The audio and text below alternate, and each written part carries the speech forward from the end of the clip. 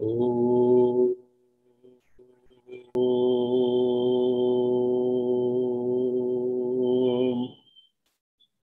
शांति।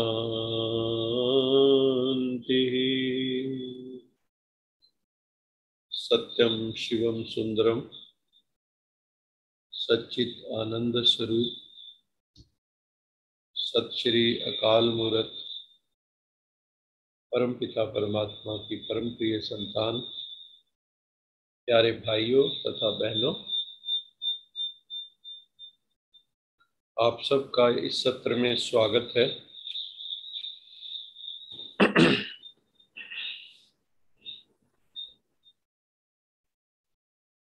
आज teachers day है। भारत के जो द्वितीय second president of India Sarvepalli Radhakrishnan ji का जन्मदिन है।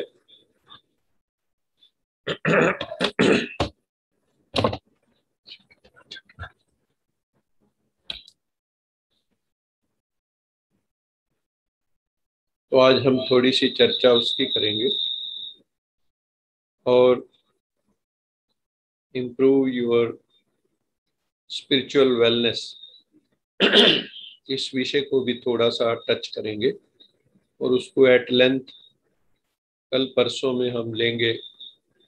स्पिरिचुअल वेलनेस क्या है, इमोशनल वेलनेस क्या है, तो इन सारी चीज़ों का हम जो है विवेचन करेंगे।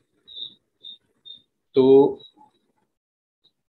अभी हम मेडिटेशन करेंगे सभी 15 मिनट के लिए। अपनी चेतना को भ्रिकुटी में फोकस करो, चारों तरफ से मन बुद्धि को हटा लो।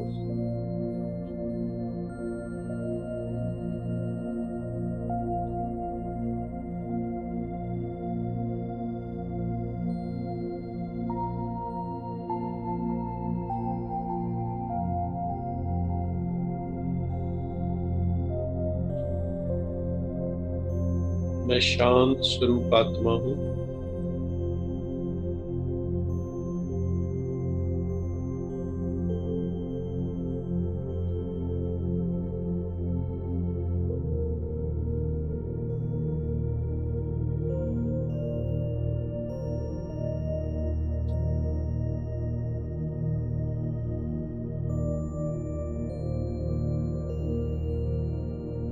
त्रिकुटी में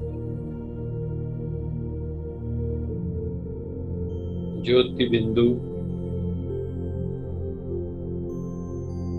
डिवाइन लाइट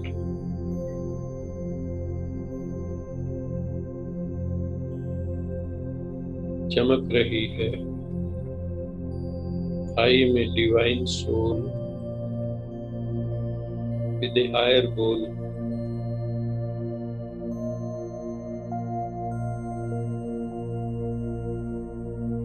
मुझ आत्मा में बहुत संभावनाएं हैं। Each soul is potentially divine. The goal is to manifest the divinity within. हर आत्मा दिव्य है क्योंकि दिव्य परम पिता परमात्मा की दिव्य संतान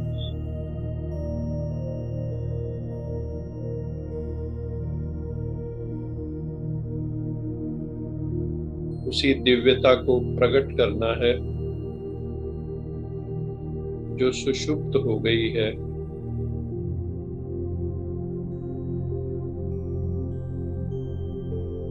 विषय विकारों ने, मल विक्षेप आवरण ने, रजोतमो संस्कारों ने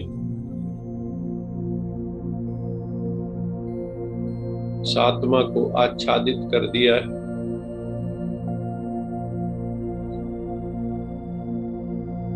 दर्पण पर मैल जम गई है,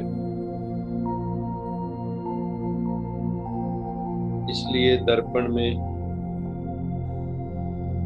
यथार्थ दर्शन नहीं हो रहा।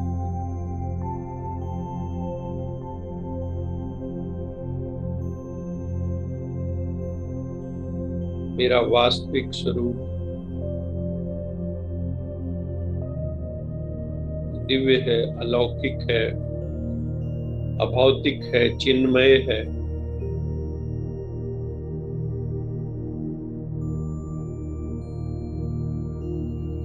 मैं परम पिता परमात्मा की परम प्रिय संतान हूँ।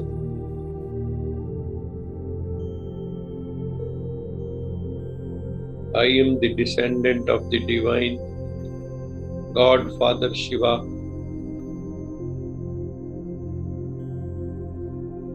जो निराकार, निर्विकार, निर्विकल्प, निरहंकार है। मैं आत्मा भी निराकार हूँ, ज्योति बिंदु स्वरूप हूँ।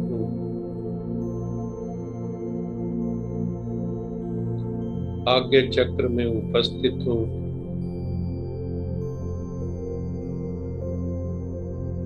अपने को रिलैक्स कर दें, शांत कर दें। मुझे हर हाल में शांत रहना है, कैसी भी परिस्थितियां आए। I have to be cool and calm under all sets of circumstances। कैसी भी विषम परिस्थितियों में शांत रहना है, उत्तेजित नहीं होना है, आवेशग्रस्त नहीं होना है, शांत रहना है। ये हमें बहुत प्रैक्टिस करनी है। इसीलिए कहते हैं ओम शांति। मैं आत्मा शांत स्वरूप हूँ।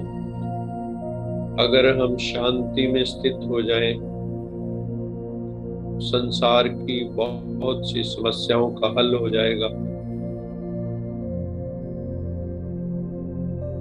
लेकिन हम उत्तेजित हो जाते हैं, क्रोधित हो जाते हैं, आवेशग्रस्त हो जाते हैं। इसलिए हमें आवेशग्रस्त नहीं होना है, उत्तेजित नहीं होना है, एजिटेशन में नहीं आना है। कूल एंड काम रहना है।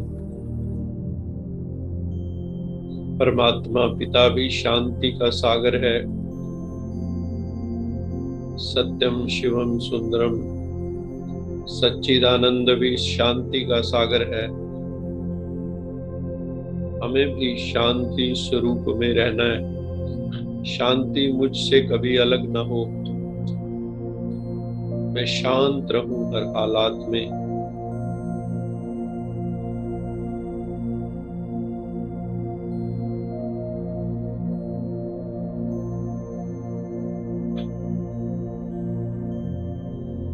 कोई तनाव ना हो, कोई दबाव ना हो, no tension, no stress, no worry, no strain, only relaxed, cool and calm, शांत स्वरूप। गहन शांति का अनुभव करना है। अगर मन उत्तेजित होगा तो यथार्थ दर्शन नहीं होगा।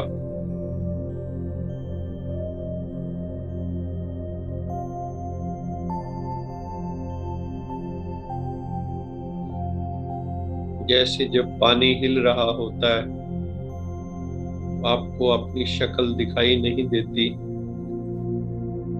ऐसे जब मन हिल रहा होता है,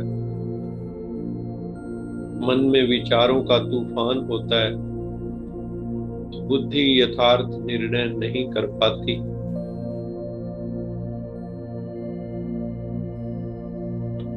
हम सब आत्माओं को रूहानी टीचर परम पिता परमात्मा रूहानी पढ़ाई पढ़ाने के लिए आए हैं।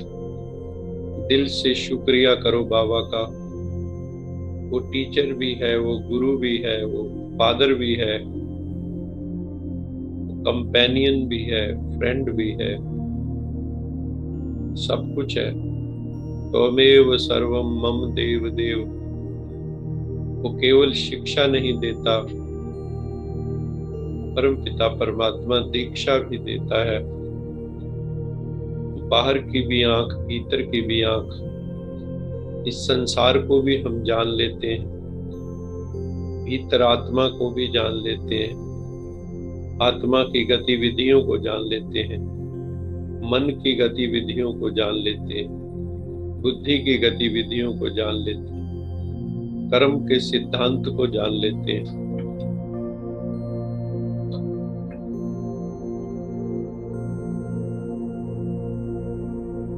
उस टीचर गुरु परमात्मा पिता शिव बाबा का जो आदि गुरु, आदि शिक्षक सभी आत्माओं का है, उसका शुक्राना करो। मुस्कुराते हुए उसका शुक्राना करो। थैंक्स निकले दिल से, दिल कहे बाबा तेरा शुक्रिया, ने ही भाग्य बनाया है। हर पल तेरे गुण गाऊं मैं बाबा, पल पल तेरे गुण गाऊं। यही भाव निरंतर बना रहे।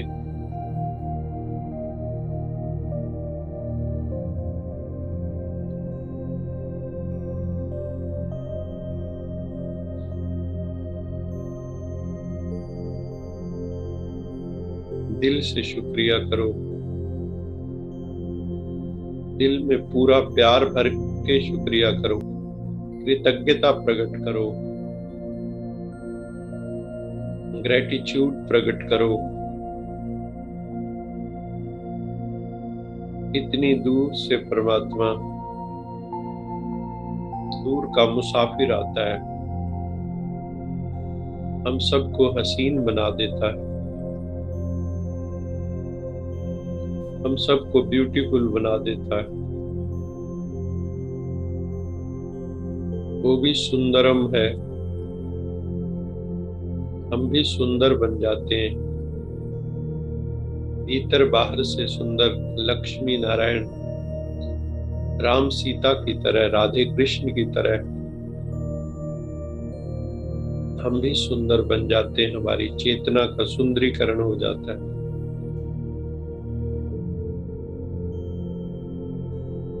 शुक्रिया करो बाबा, आपका बहुत बहुत बहुत बहुत शुक्रिया बाबा। You are my guide, you are my preceptor, guru, teacher, everything. You are my father.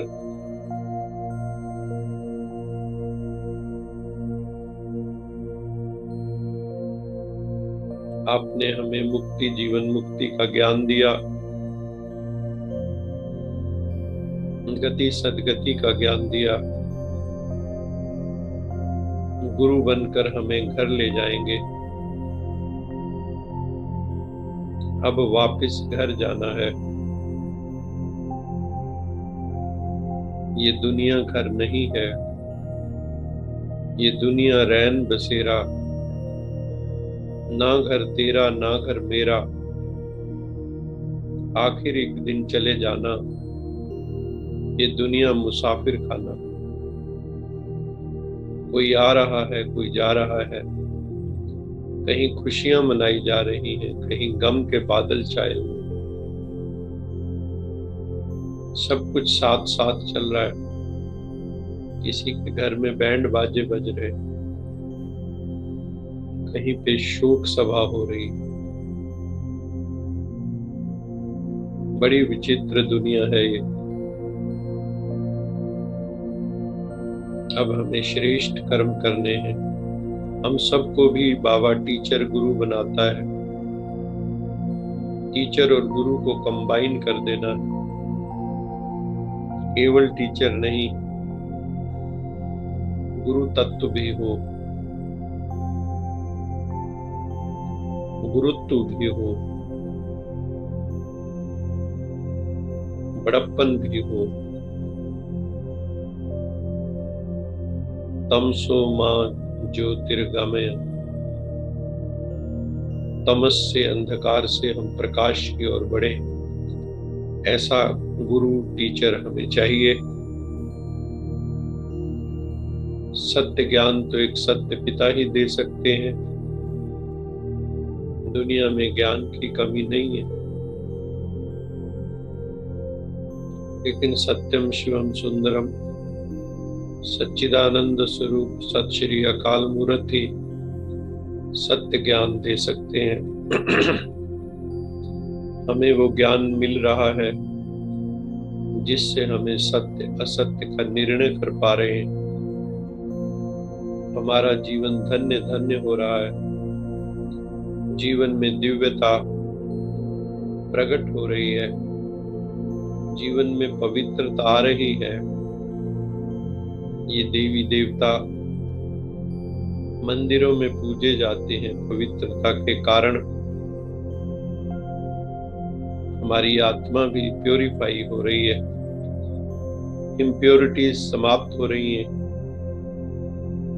Toxicity समाप्त हो रही है, एसिडिक बिहेवियर समाप्त हो रहा है।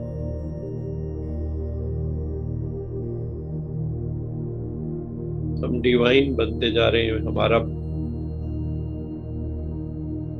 ओरिजिनल स्वरूप प्रकट हो रहा है। बाबा आपका बहुत बहुत थैंक्स। आज बाप, टीचर, सतगुरु तीनों का धन्यवाद करो। तो सबसे बड़ा परम गुरु है, परम शिक्षक, परम पिता है। परम पिता, परम गुरु, परम शिक्षक, उस पिता का, उस गुरु का, उस टीचर का थैंक्स करो जो हमें पढ़ा रहा है, जो हमें साथ लेके जाएगा, हमें बाजू से पकड़ के ले जाएगा।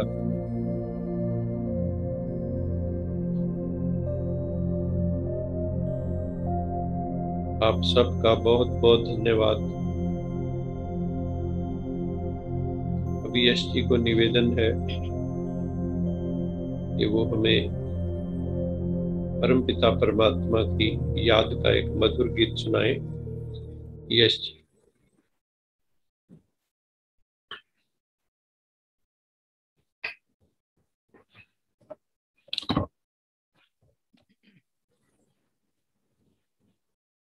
ओम शांति।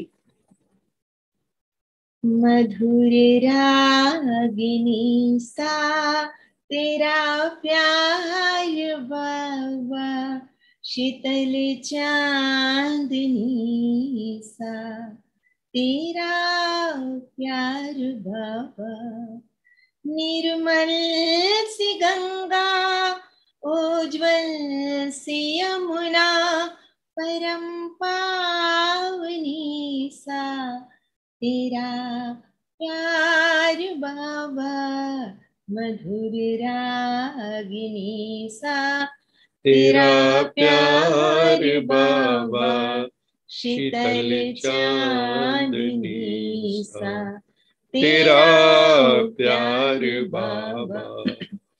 तेरी आभा है सौरभ बिखेरे हुए, तुमको देखा तो बाबा हम तेरे हुए,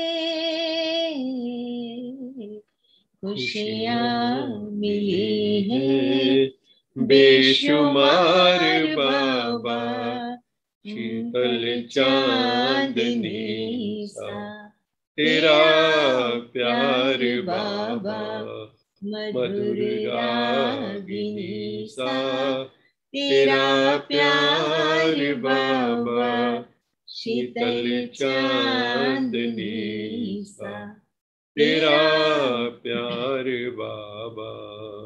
जिंदगी सोने जैसी खरी हो गई, कैसे हम पे ये जादूगरी हो गई।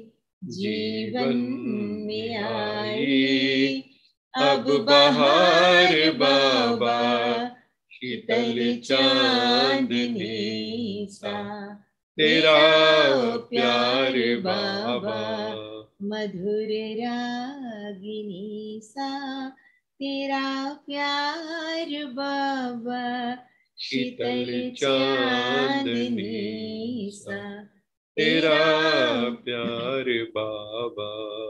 ज्ञान की पाई अनमोल हमने निधि, योग की तुम से सीखी अनोखी विधि, हमें ले चले हो उस पार बाबा, मधुर रागिनी सा तेरा प्यार बाबा, मधुर रागिनी सा तेरा प्यार बाबा, शीतल चांदनी सा तेरा प्यार बाबा।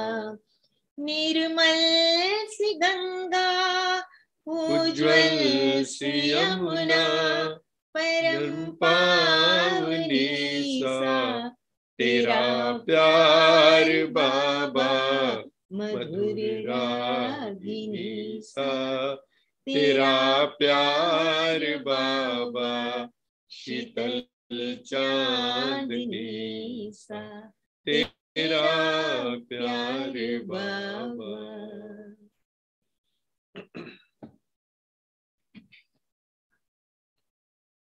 बहुत ही सुंदर गीत है। मधुर रागिनी सा तेरा प्यार बाबा, शीतल चांदनी सा तेरा प्यार बाबा, जिंदगी सोने जैसी खरी हो गई, कैसी हम पे ये जादूगरी हो गई, जीवन में आई अब बहार बाबा, शीतल चांदनी सा तेरा प्यार बाबा। जितना थैंक्स करो उतना थोड़ा है बाबा का, और उसको अपनी रूह में हमें बसा लेना है। रोम रोम से बस उसी की याद आए, तभी हमारा जीवन सार्थक होगा। अभी हम टॉपिक की तरफ बढ़ेंगे।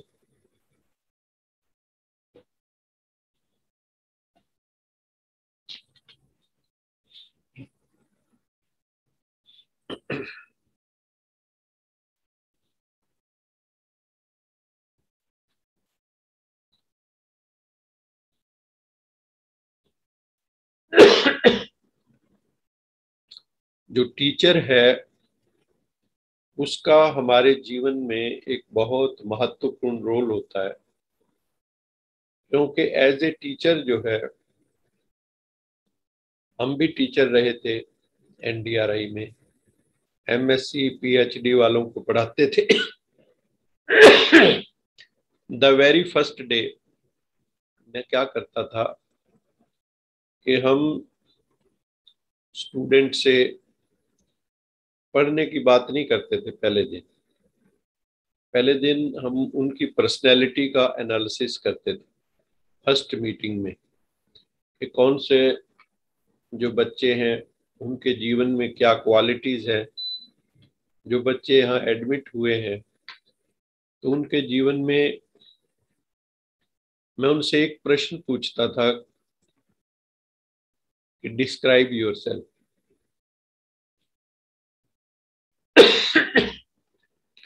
एक तो होता है इंट्रोड्यूस योरसेल्फ, एक है डिस्क्राइब योरसेल्फ। अपने आप को डिस्क्राइब करो कि आप में क्या क्वालिटीज हैं। और बड़ी विचित्र बात है कि बच्चे नेगेटिव पॉइंट्स बड़ी जल्दी बता देते लेकिन पॉजिटिव पॉइंट बताने में उनको टाइम लगता था। एक बड़ी जो है ना विडंबना है इस बात की कि हम लोगों को खुद ही कई बार अपने अच्छे या बुरे किसी पॉइंट का पता ही नहीं होता है। तो वो लोग भी उस वक्त हैरान होते थे कि हमने कभी सेल्फ एनालिसिस किया ही नहीं। तो टीचर का काम क्या होता है, सब्जेक्ट मैटर की नॉलेज तो देना ही है, उसके साथ साथ जो गुड वैल्यूज हैं, जो हमारे जीवन के अंदर वैल्यूज एंड वर्च्यूज, उनकी भी नॉलेज देना टीचर का काम है। और जो हमारी ट्रेडिशंस हैं, संस्कृति है, उसका ज्ञान कौन देगा? उसका ज्ञान भी तो टीचर देते हैं। और आजकल जो जीवन में मॉडर्न डे चैलेंजेस हैं, आज के आधुनिक युग के भी बड़े चैलेंजेस हैं विद्यार्थियों को, उसके लिए तैयार कौन करेगा? कई बार पेरेंट्स से ये काम नहीं कर पाते, और पेरेंट्स की कई बार बच्चे सुनते भी नहीं है। तो ये काम करता है टीचर, और भी कुछ करता है। उनकी जो प्रॉब्लम है, प्रॉब्लम सॉल्विंग में उनकी मदद करता है। जो रियल टीचर है, जो रियल शिक्षक है। तो हम सब जानते हैं टीचर का बहुत रोल है। कई बार माँ बाप की नहीं सुनते तो टीचर की सुन लेते हैं। टीचर ने कुछ कह दिया तो जैसे पत्थर की लकीर है। इसलिए जैसे स्टूडेंट्स हैं, अच्छे स्टूडेंट्स असेट होते हैं किसी इंस्टीट्यूट की, ऐसे टीचर्स भी असेट होते हैं किसी इंस्टीट्यूट की, और स्टूडेंट्स के लिए भी। तो हम लोगों का ये मानना है, जैसे हमने कहा भी, कि टीचर में गुरु के गुण भी होने चाहिए। तो हमारी जो गुरुकुल परंपरा थी, उसमें एक तरह से उनको गुरु ही कहा जाता था। शिक्षक शिक्षक गुरु का कंबाइंड रूप था। वो केवल शिक्षा ही नहीं देता था, बल्कि दीक्षा भी देता था।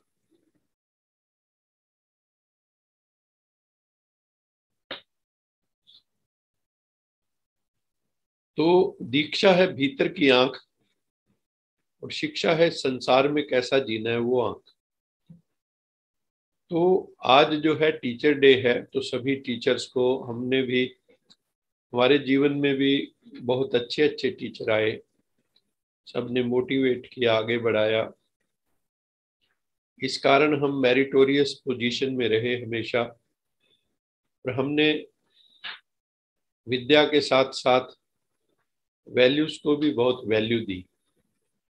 इसी तरह हम सबको अपने जीवन में जो मोरल वैल्यूज हैं, चारित्रिक वैल्यू हैं, ह्यूमन वैल्यूज हैं, स्पिरिचुअल वैल्यूज हैं, उसको अपने जीवन में हमें खूब वैल्यू देनी चाहिए। आज जैसे कि मैंने बताया, भारत के जो सेकंड राष्ट्रपति थे, डॉक्टर राजेंद्र प्रसाद के बाद सर्वपल्ली राधाकृष्णन जी। आप शायद जानते हो कि वो बहुत बड़े फिलोसोफर थे, दार्शनिक थे, और बहुत बड़े टीचर भी कह सकते हैं। और बहुत बड़े उनकी थिंक टैंक थे, एक तरह के वो स्टेट्समैन थे।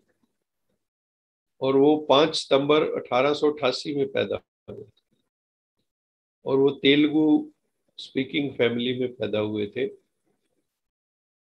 और उन्होंने फिलॉसफी के वो प्रोफेसर थे। मतलब जितने हमारे भारत के दर्शन हैं, शास्त्र हैं, 6 स्कूल्स ऑफ इंडियन थॉट्स, उन्होंने उनको पढ़ा हुआ था। उसके ऊपर उन्होंने, उसके प्रोफेसर थे वो, मद्रास प्रेसिडेंसी कॉलेज के अंदर और मैसूर यूनिवर्सिटी में वो जो है फिलॉसफी पढ़ाया करते थे। और आपको जान के ये खुशी होगी कि वो फर्स्ट इंडियन प्रोफेसर थे जो ऑक्सफोर्ड यूनिवर्सिटी में, जिनकी चेयर थी ईस्टर्न रिलीजन्स एंड एथिक्स के ऊपर, वहाँ पे वो पढ़ाया करते थे कि जो पूर्वी जो देश हैं उनके किस तरह के धर्म हैं, उनकी क्या नैतिक मूल्य हैं, उसके ऊपर वो वहाँ पढ़ाया करते थे और उनको बहुत रिगार्ड मिलता था, बहुत सम्मान मिलता था। और उनको 1921 से 32 तक जो किंग जॉर्ज 5 चेयर थी मेंटल एंड मोरल साइंस की कलकत्ता के अंदर, यूनिवर्सिटी ऑफ कलकत्ता में, तो वहां पर भी वो प्रोफेसर थे फिलॉसफी के। और आपको ये बताना चाहूंगा कि 31 से 36 तक वो वाइस चांसलर थे आंध्रा यूनिवर्सिटी के। और 39 से 48 तक he was the vice chancellor at Banaras Hindu university of, जो बहुत भारत की डिग्निफाइड यूनिवर्सिटी है। और दिल्ली यूनिवर्सिटी में भी वो चांसलर रहे 53 से 62 तक। और 54 के अंदर जो है 52 में जो है वाइस प्रेसिडेंट ऑफ इंडिया बने थे। और भारत रत्न भी उनको मिला था उनकी महान काबिलियत को देख के।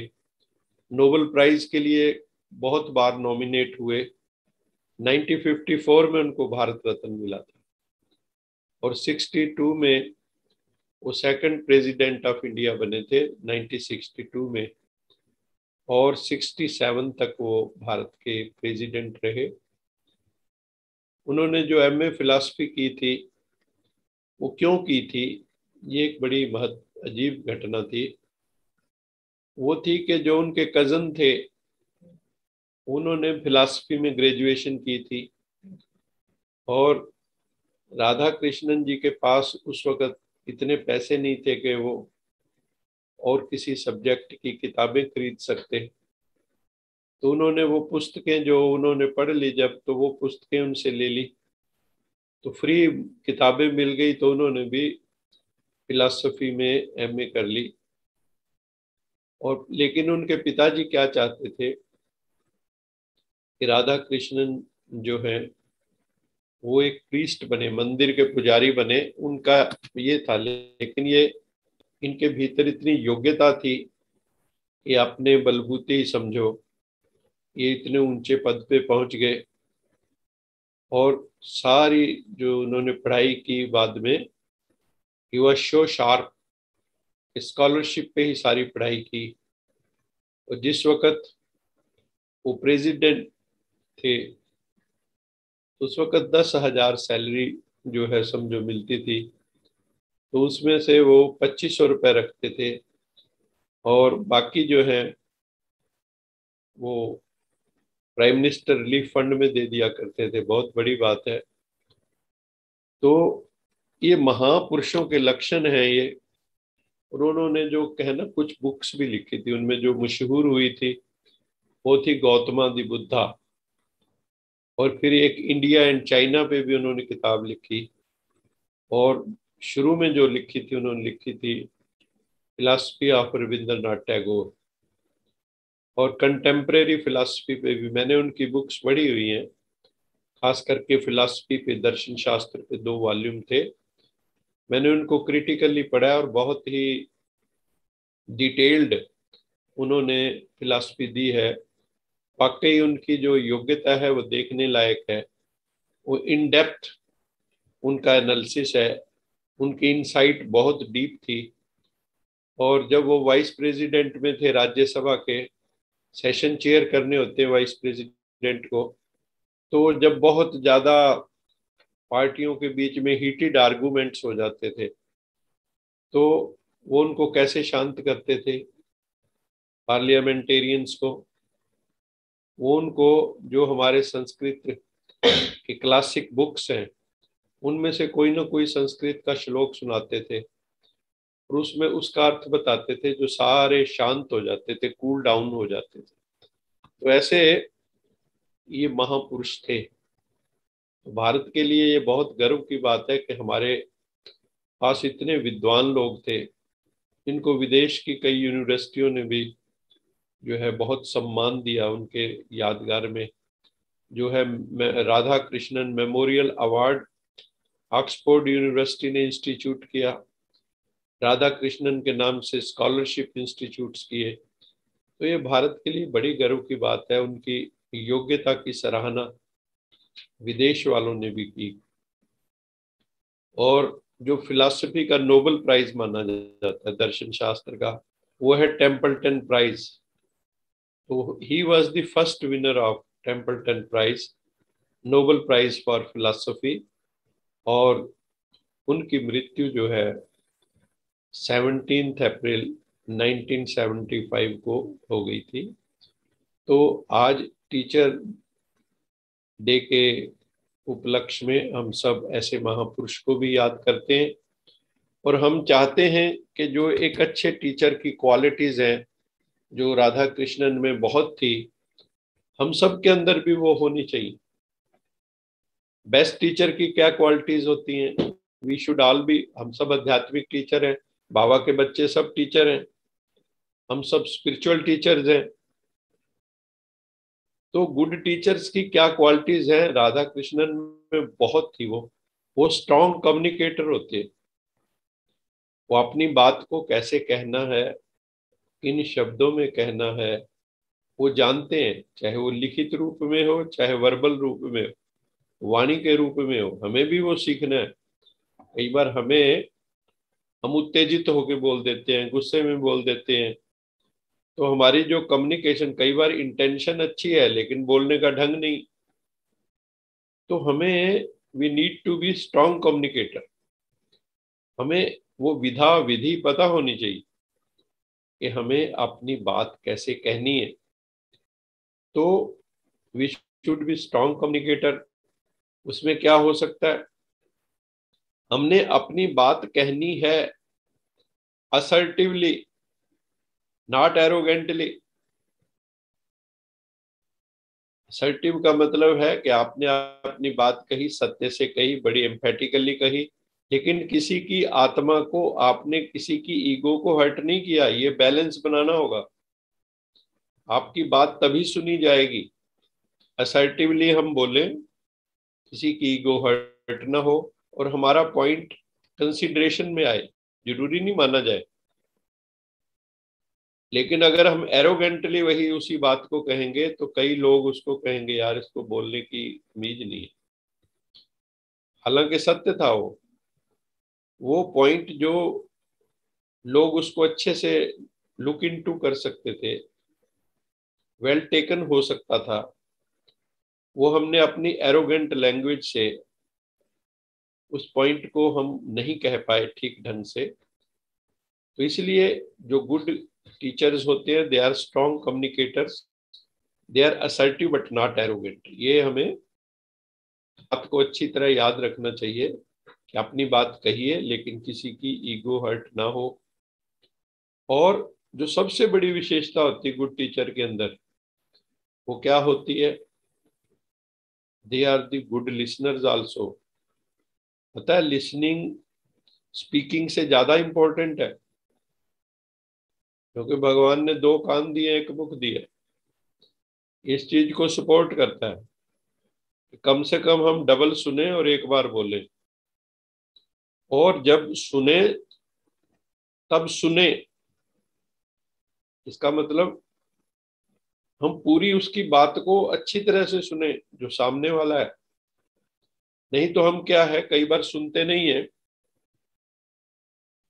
हम क्या करते हैं कि वो कुछ बोल रहा है, हम अपने अंदर मिलान कर रहे हैं उसका, ये जो बोल रहा है ठीक बोल रहा है, गलत बोल रहा है।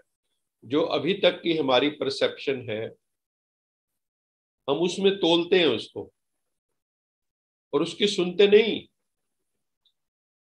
और हम बीच में ही कई बार टोक देते हैं, अभी उसकी बात पूरी नहीं हुई, उसका पॉइंट जो वो रखना चाहता था वो अभी आया ही नहीं। और लोग कई बार कहते हैं हाँ हाँ हाँ मैं समझ गया। ये अच्छे टीचर के लक्षण नहीं है। वो अंत तक सुनता है, नॉन जजमेंटल होके, उस पर कोई जजमेंट पास नहीं करता। तो हमें अच्छे लिसनर होना चाहिए। तब हम किसी के, कई बार क्या होता है कि शुरू की भाषा में वो बात आई नहीं होती जो अंत में आनी होती है, तब तक हम अगले को पहुंचने ही नहीं देते। तो we should be good teachers, good listeners. Good teachers are good listeners. Good teacher, good listener. हमें अच्छे लिसनर बनना है, सुनना है. और उसमें अगर आप बीच बीच में क्लैरिफिकेशन के लिए कुछ कहो तो बड़ा अच्छा है, लेकिन बड़ी डिग्निफाइड लैंग्वेज हो, चुभा के नहीं बात करनी है, और उसमें व्यंग नहीं करना है यूज. और जो अच्छे टीचर होते हैं वो परिस्थिति को देख के अपने आप को ढाल लेते हैं, फ्लेक्सिबल होते हैं, अडेप्टेबल होते हैं. हमें भी फ्लेक्सिबल होना पड़ेगा, आंकड़े नहीं रहना है, रिजिड नहीं रहना है. नहीं तो हम कुछ लर्न नहीं कर पाएंगे. जिंदगी में कुछ सीखना है अगर हमें, तो क्या करना होगा? We need to be adaptable, we need to be flexible, we need to be elastic. Elasticity होनी चाहिए हमारे. तो जो अच्छे टीचर होते हैं वो बहुत अडेप्टेबल होते हैं. और जिसने अडेप्टेशन नहीं सीखा वो जिंदगी में ज्यादा दिन चला नहीं करते. They are the failures. आपको किसी नई परिस्थिति में डाल दिया जाए और आप अडेप्टेबल अगर नहीं है तो आपको इतना स्ट्रेस हो जाएगा बहुत ज्यादा. तो जो अच्छे टीचर होते हैं दे आर अडेप्टेबल, और वो कोलैबोरेशंस को एस्टेब्लिश करते हैं जिंदगी में. जैसे स्टूडेंट्स के ग्रुप्स बना देंगे कि आप इस पे काम करो, आप इस पे काम करो, आप इस पे काम करो. या सब ग्रुप्स को एक जैसी असाइनमेंट देंगे और उनको कहेंगे ये करके लाइए, और फिर उनको सुनेंगे बैठ के, और उनके जो कॉमन पॉइंट्स है उसको निकालेंगे. तो ये ब्रेन स्टॉर्मिंग टाइप हो जाता है. तो हमें भी अच्छे टीचर बनना है, और वो हर एक के अंदर जो है अपने आप को एंगेज भी करते हैं. और उनकी सबके लिए कहते हैं ना, किसी को समझना हो तो उसके शूज के अंदर पांव रख के देखिए. जो अच्छे टीचर होते हैं वो विद्यार्थियों के शूज में पांव रखते हैं. जैसे मैं पहली क्लास में ही पूछता था आपके घर में कितने मेंबर हैं, आपके माता पिता क्या करते हैं, भाई बहन क्या करते हैं, सिर्फ ये जानने के लिए कि कहीं फाइनेंशियल कंस्ट्रेंट बहुत ज्यादा तो नहीं है. कई बार स्टूडेंट्स को फाइनेंशियल जरूरत भी होती है. तो अच्छे टीचर जो होते हैं वो उसमें मदद भी कर देते हैं, क्योंकि स्टूडेंट्स कोई रखते थोड़ी हैं. आके जब उनके पास होता है, उनको फेलोशिप स्कॉलरशिप मिलता है, वो वापस दे देते हैं. ऐसा हमने कई बार देखा है. तो भी इसको एम्पैथी कहते हैं. We need to be empathetic. और क्या पॉइंट हो सकते हैं? जो अच्छे टीचर होते हैं वो पेशेंट होते हैं. पेशेंस, लॉट ऑफ पेशेंस, धैर्यता का गुण उनमें होता है. अगर आप धैर्यवान नहीं है, छोटी छोटी चीजों पे रिएक्ट करते हैं, you can not be a good teacher. तो अगर हमें गुड टीचर बनना है तो we need to have patience. और हम लोगों को, जो टीचर्स होते हैं उनको अच्छे प्रॉम्प्टर भी होना चाहिए. तो बच्चों को प्रॉम्प्ट करना आना चाहिए, मोटिवेट करना आना चाहिए. उनको हम पावर डेलीगेट दे के देखें कि हाउ दे बिहेव. तो ये सारी चीजें अगर हम भी अपने जीवन में अपनाएंगे तो we will be good teachers. ये आध्यात्मिक में भी जरूरी है, सांसारिक टीचरों में भी जरूरी है. तो हमें अपने एक्शन से सिखाना है. जो अच्छा टीचर होता है, action speak louder than speech. वो करके दिखाते हैं, वाणी से नहीं. तो हमें अच्छे टीचर बनना है और अच्छे कम्युनिकेटर बनना है. तो अच्छे टीचर बन जाएंगे तो समाज को बहुत लाभ होगा. आज जो है स्पिरिचुअल वेलनेस के लिए बस सिर्फ इतना ही डेफिनेशन ही हम जो है सोच रहे हैं कि उतना ही काफ़ी है. समय हो रहा है 6:20 के आसपास है. तो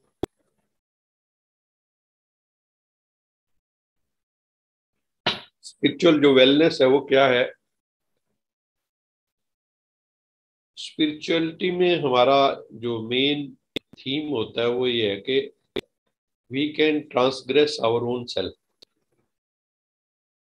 हम अपना अतिक्रमण कर सकते हैं, ये बहुत बड़ी बात। अभी हम लिमिटेड हैं और मेडिटेशन से हम वो सारी दीवारें तोड़कर अपनी जो अनंत संभावना है उसमें जा सकते हैं। ये स्पिरिचुअल वेलनेस के लिए जरूरी है कि हम जो हैं, जैसे पैदा हुए थे, हम अपने अंदर सारी जिंदगी we can bring lot of improvement in our self. तो स्पिरिचुअल वेलनेस हमारे अंदर पूरी तरह से कब होती है? जब हम अपने से हायर से जुड़ जाते हैं, connected with the higher self और सुप्रीम सेल्फ। जो हम हमारी चेतना से उच्च चेतनाएं हैं, कई लोग उनको गुरु भी कह देते हैं। कोई ऐसे योगी तपस्वी हैं जो सूक्ष्म शरीरों में रह रहे हैं, हिमालयन योगीस, और सुप्रीम सेल्फ परमात्मा है, शिव बाबा, उनसे जुड़ जाए। कुछ लोग एंजल्स को मानते हैं, ब्रह्मा बाबा एंजल, और अनेक एंजल्स दुनिया में हैं। हम लोग अपनी हायर सेल्फ से जुड़ने की कोशिश करते हैं, हमारी है। तो स्पिरिचुअल वेलनेस तभी आती है, और उसमें क्या क्या होता है इन्वॉल्व स्पिरिचुअल वेलनेस में, के सेट ऑफ वैल्यूज। वैल्यूज जब तक नहीं है जीवन में, वैल्यूज नहीं है, दैवी गुण नहीं है, चारित्रिक गुण नहीं है, नैतिक गुण नहीं है, कोई सिद्धांत नहीं हमारी जिंदगी का, अनप्रिंसिपल्ड लाइफ है, सिद्धांत विहीन है सब कुछ। जैसे आजकल सिद्धांत विहीन राजनीति है, ऐसे सिद्धांत विहीन धर्म भी होते जा रहे हैं। तो जीवन में जो सिद्धांत है, जो कोड ऑफ कंडक्ट है, जो मोरल वैल्यूज है, और जो हमारे बिलीफ सिस्टम और वैल्यू सिस्टम है, ये सारा जो है हमारी स्पिरिचुअल वेलनेस को बनाता है। और हमें ये बताता है कि कई बार जो ना एक बड़ा भारी क्वेश्चन पूछा जाता है कि जिंदगी का मतलब क्या है? What is the meaning of life? What is the purpose of life? Why I exist? मैं हूं क्यों? मैं क्यों हूं? मैं ऐसा हूं, मैं वैसा हूं नहीं, मैं हूं ही क्यों? मैं ऐसा वैसा क्यों हूं? तो इसका हायर पर्पस क्या है मेरे एग्जिस्टेंस का? वो हम लोगों ने इन दिनों में काफी देखा। To attain perfection and excellence in whatever we do. हम जो कुछ भी करते हैं, अपनी जो हमारे अंदर पोटेंशियल है उसको पूरा जगाएं, उसको टैप करें, उसको यूज करें, और हम साधारण काम को भी असाधारण ढंग से करके दिखाएं, स्किलफुली। योगा कर्मसु कौशलम, कर्म की कुशलता से करके दिखाएं। तो वो जो प्रिंसिपल्स हैं जिनकी हम बात कर रहे हैं, वैल्यूज की बात कर रहे हैं, सिद्धांतों की बात कर रहे हैं, आचार संहिता की बात कर रहे हैं, वो हमारे जिंदगी को फिर गाइड करते हैं। तो हम इस टॉपिक को कल आगे बढ़ाएंगे। आज जो है हमने जो है मुरली मंथन किया, जो उसकी भी हम चर्चा करेंगे। तो अभी जो है हम शेयर करता हूं मैं मुरली के पॉइंट्स।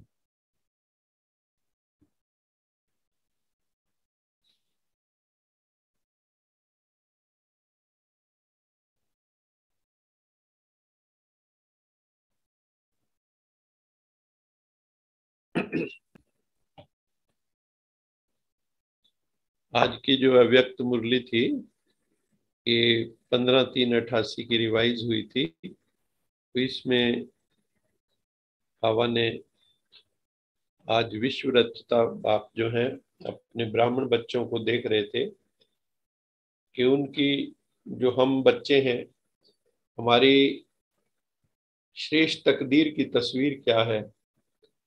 ब्राह्मण जीवन में जो हम श्रेष्ठ कर्म करते हैं, जो भगवान ने हमें सिखाए हैं, हम कई बार स्पष्ट कर चुके हैं कि ब्राह्मण कौन है। क्योंकि जो ब्राह्मण वो है जिनका हर संकल्प श्रेष्ठ है, कर्म श्रेष्ठ है। हमें भगवान श्रेष्ठ कर्म करना सिखाते हैं, क्योंकि हम गलत कर्म करने लगे थे, पाप कर्म करने लगे थे, दुष्ट कर्म करने लगे थे। तो भगवान आके हमें श्रेष्ठ कर्म, श्रेष्ठ संकल्प सिखाता है, ताकि श्रेष्ठ दुनिया आ सके, श्रेष्ठ संस्कार बन सके, भविष्य सुंदर हो सके। तो बाबा कहते हैं जब जैसे जैसे श्रेष्ठ आत्माएं बदलती हैं, वैसे वैसे समाज बदलता है। क्योंकि एक तरह से जो लीडर्स करते हैं वही फॉलोअर्स करना शुरू कर देते हैं। तो आप विश्व की आधारमूर्त आत्माएं हो, जिन्होंने ज्ञान सुना हुआ है, वो जानते हैं कि कल्प वृक्ष की जड़ों में हम बैठे हैं। और जैसे भगवान से बुद्धि योग लगाते हैं तो हम भी कामधेनु बन जाते हैं। कामधेनु का अर्थ क्या होता है? जो सर्व की कामनाएं पूर्ण करने वाले हो। तो हम सर्व की कामनाओं को पूर्ण करने वाले बन जाते हैं। तो बाबा कहते हैं कि कामधेनु बनकर सबकी कामनाएं पूर्ण कर रहे हो और मुक्ति, जीवन मुक्ति का अधिकार सब आत्माओं को दे रहे हो। आप ब्राह्मण आत्माएं बाप समान लाइट वाइट हाउस हो। लाइट हाउस क्या करता है? किश्तियों को गाइड करता है, शिप्स को गाइड करता है समुद्र में। इसी तरह समाज में भी कुछ लाइट हाउस आत्माएं चाहिए, माइट हाउस आत्माएं चाहिए। केवल लाइट से काम नहीं होगा, केवल माइट से काम नहीं होगा, लाइट और माइट का कॉम्बिनेशन चाहिए। तो हम हर आत्मा को मंजिल पर पहुंचा सकेंगे, क्योंकि हम दाता वरदाता के बच्चे हैं।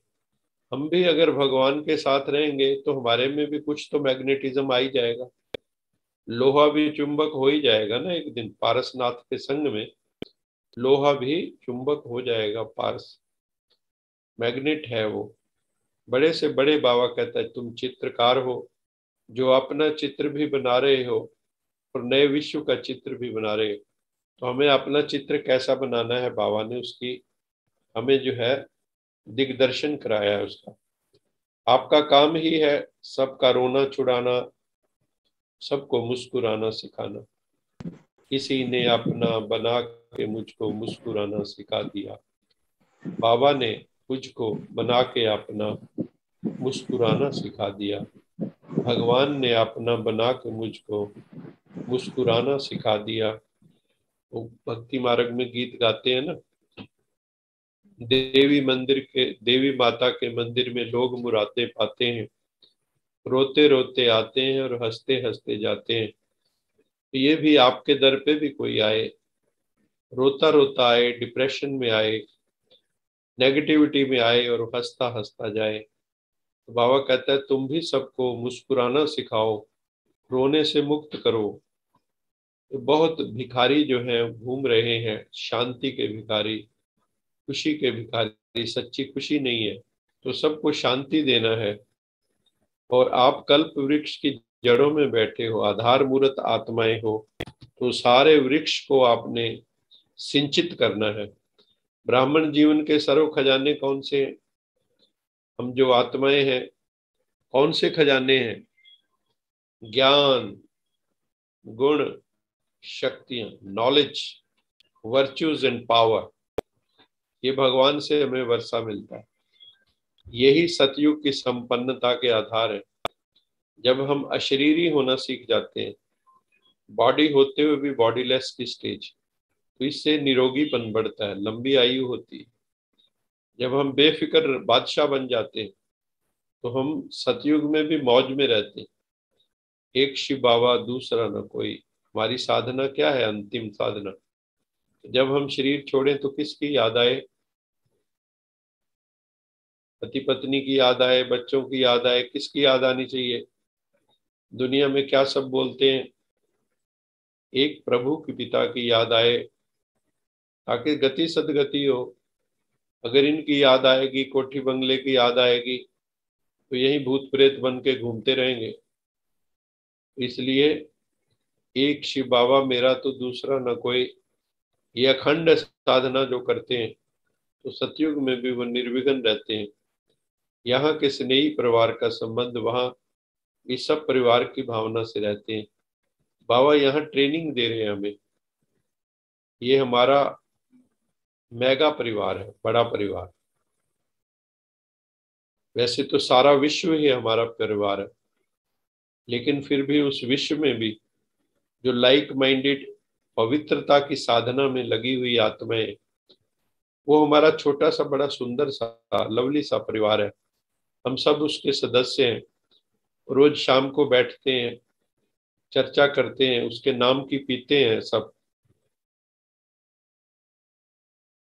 पिला दे ओ साकी राम नाम की मस्ती, पीने वाले मोल नहीं पूछ दे, महंगी हो या सस्ती। लेकिन इसको पीने के लिए तो सिर देना पड़ता है, कुर्बानी देनी पड़ती है, अहम की कुर्बानी, अहंकार की कुर्बानी देनी पड़ती है, तभी वो मिलता है। जब तक मैं बना रहेगा, बेखुदी नहीं आएगी, तब तक हम उससे मिल नहीं सकते। फिर बाबा ने विदेशी बच्चों से बात की कि आप लौकिक अलौकिक दोनों डबल कार्य करते हो, नौकरी भी करते हो, शिव बाबा का काम भी करते हो, लोगों को सेवा भी करते हो। तो बाबा कहते हैं मैं तुम्हारा हर पल मददगार हूँ। हिम्मत मर्दा मदद खुदा, जो हिम्मत करते हैं खुदा उनकी मदद करता है। God helps those who help themselves and others. परमात्मा उनकी मदद करता है जो अपनी मदद स्वयं करते हैं। यो युक्त रहोगे तो माया से मुक्त रहोगे। इतना सुंदर सिद्धांत है कि प्रभु से अगर जुड़ जाओगे तो माया के बंधनों से मुक्त हो जाओगे। माया को भी महारथियों से युद्ध करना अच्छा लगता है। रुस्तम से माया रुस्तम होके लड़ती है। दारा सिंह से कोई साधारण थोड़ी जाके लड़ने लगता था। दारा सिंह से लड़ने के लिए भी बड़े बड़े होते थे। तो इसी तरह से माया भी कहते हो बाबा उनसे लड़ती है जो देखती है महारथी समझता है खुद को इसको हराने में मजा आएगा। माया को पहचान कर ही माया मुक्त होंगे। अगर हम चाहते हैं किसी चीज को जीतना तो उसको जानना जरूरी होता है।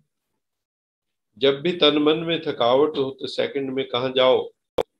मान लो आपका मन थका हारा है, शरीर थका हारा है, तो शांत होके बैठ जाओ, बाबा के पास चले जाओ, सूक्ष्म वतन में चले जाओ, अव्यक्त बाप दादा से मिलो।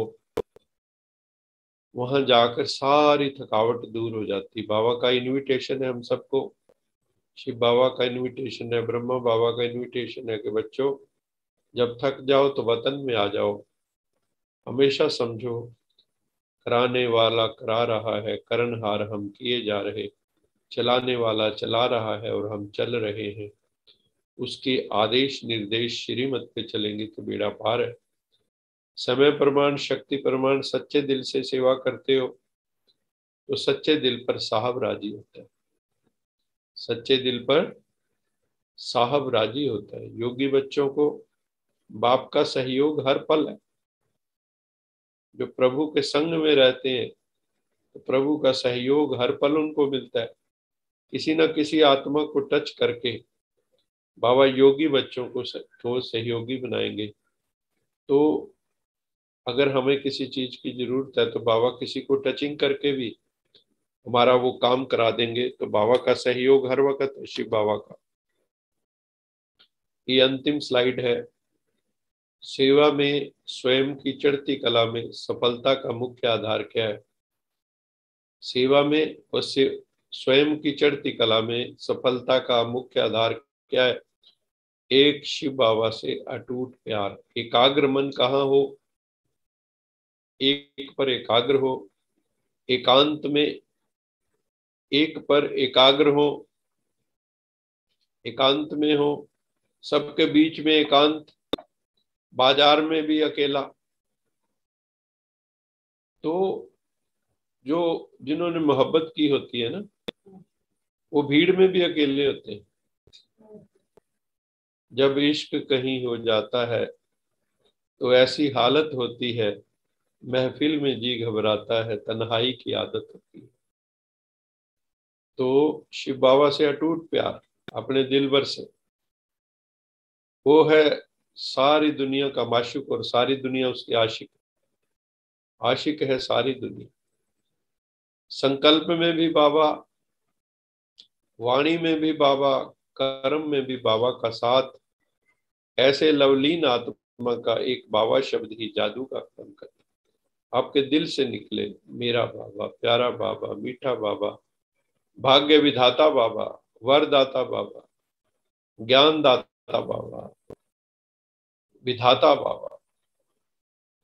तो ऐसे बाबा को जब प्यार से याद करोगे, दिल से कहोगे मेरा बाबा, तो आपके शब्द जादू का काम करेंगे।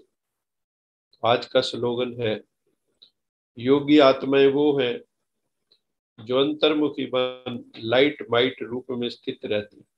योगी आत्मा का क्या लक्षण है? वो इंट्रोवर्ट होते हैं, भीतर ही भीतर खोए हुए, अंदर ही खींचते रहते हैं, अंदर ही जो खींचती है। हंगामा है क्यों बर्फा जो थोड़ी सी जो पीली है। तो वो जो है अंदर ही अंदर रूहानियत की जो पी है, जिसने रूहानियत का नशा किया, जिसने अंतर्मुखी होके बस उसी में खोया हुआ, उनको लाइट और माइट मिल जाती। और वही सच्ची सच्ची योगी आत्मा है। इन्हीं शब्दों के साथ आप सब भाई बहनों का बहुत बहुत धन्यवाद। आज मेरे गले में शुरू शुरू में काफी प्रॉब्लम रही। कई बार होता है ऐसे कि शुरू में काफी प्रॉब्लम होती है, बाद में ठीक हो जाता है। तो आप सब ने बहुत प्रेम से सुना, बहुत अच्छा लगता है कि आप सब लोग रोज जुड़ते हैं। जो भी आत्माएं जुड़ी हुई हैं, अमिता जी, दिपेश जी और मदान साहब, आईडी मदान जी जुड़ते हैं, रोज जुड़ते हैं बहुत प्यार से। कलावती जी, कपिल जी बॉम्बे से जुड़े हुए हैं, किरण जी जुड़े हुए हैं, कुसुम जी, नीता ग्रोवर, चहल साहब पटना से जुड़े हुए हैं, विरमानी साहब, रमेश जी, रमेश गर्ग जी, और शकुंतला नागर, डॉक्टर शकुंतला नागर, डॉक्टर तेजपाल नागर, डॉक्टर सोनम नागर, डॉक्टर अंकिता, हमारे CHD से खुराना फैमिली, कुसुम जी, सारे जुड़े हुए हैं। आप सबका बहुत बहुत धन्यवाद। विशेष रूप से विरमानी जी का मैं धन्यवाद जरूर करता हूँ कि वो कनाडा से रोज जुड़ते हैं। वैसे तो करनाल से ही हैं, लेकिन वहाँ अपना बेटा बेटी के पास गए हुए हैं। तो लेकिन उनको सत्संग से बड़ा प्यार है, तो बड़ा अच्छा लगता है कि खुदा करे सबको इसी तरह से मोहब्बत हो जाए, उस प्रभु से मोहब्बत हो जाए, तो मुबारक जिंदगी हो जाएगी। और आप सबकी मुबारक जिंदगी हो गई है। आप सब बधाई के पात्र हैं कि आपकी जिंदगी खूबसूरत हो गई है। अभी जाना भी पड़े, बुलावा भी आ जाए, चलो बुलावा आया है, पिताजी ने बुलाया है, पहले कहता माता ने बुलाया है, पिता ने बुलाया, तो हमें जाने में कोई अरमान नहीं होगा, कोई पीड़ा नहीं होगी, कोई दुख नहीं होगा कि जाना पड़ रहा है। तो कमाई कर लेना, अपने हाथ भर लें रूह कमाई से, खाली हाथ नहीं जाना, भर के जाना है हाथ। आप सबका बहुत बहुत धन्यवाद, बहुत बहुत शुक्राना। आपके सबके जीवन में खुशियों के फूल खिले। God bless you all. इन्हीं शब्दों के साथ आप सबका धन्यवाद समझता, सुखिनो भवंतु सभी मिलजुल कर कहेंगे। लोका समस्ता सुखिनो भवन्तु, लोका समस्ता सुखिनो भवन्तु, लोका समस्ता सुखिनो भवन्तु। ॐ